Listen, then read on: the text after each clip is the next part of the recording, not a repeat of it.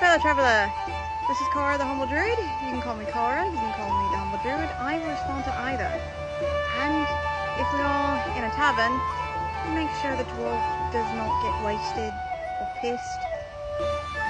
And make sure there's an elf that is not egging him on.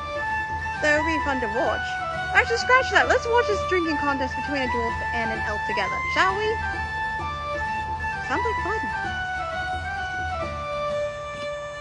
So after I saw Sir Marshall flip over some ropes, I decided to befriend him at the Knights tournament.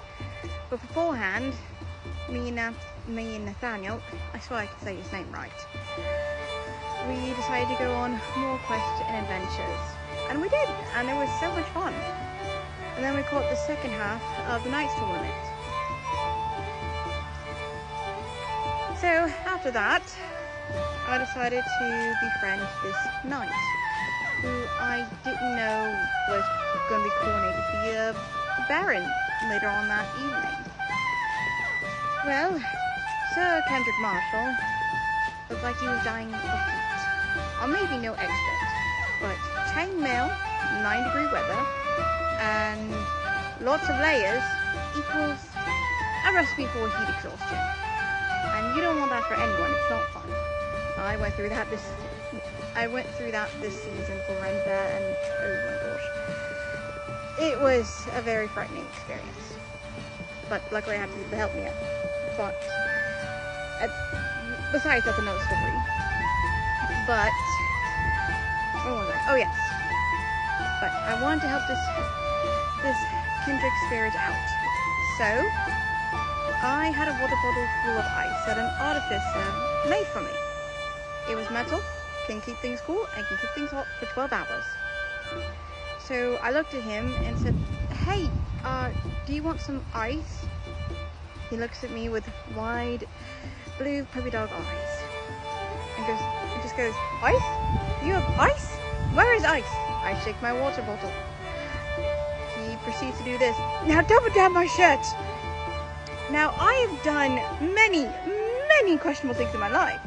I have been sledding in an abandoned part in the mountains. I have found ducklings at 1 a.m. I have even been in 0-degree weather in the snow in nothing but a coat and a swimming suit. So dumping ice down someone's shirt is very normal.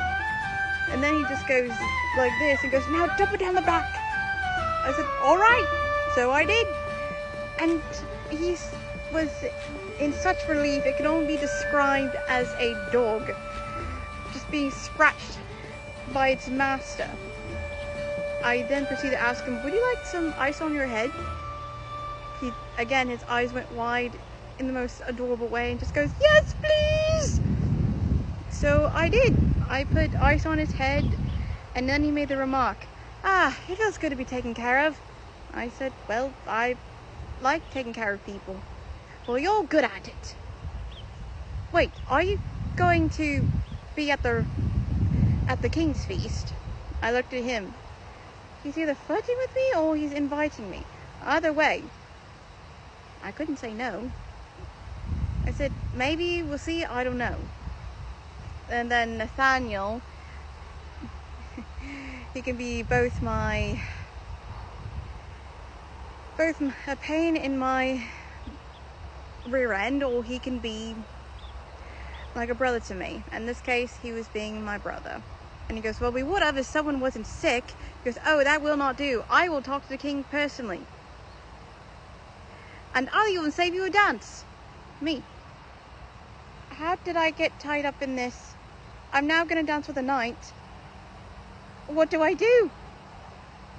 And so, with very little experience in the art of the flirt, I said, "Okay, sure, just look for someone in the lilac cloak, because I'll be waiting." Now in my head I'm screaming, "I now need to get a cloak! Where am I going to get a bloody cloak?" Part 3 will be coming up. I do hope you enjoy this story time. Let me know what you think of this tale in the comments below.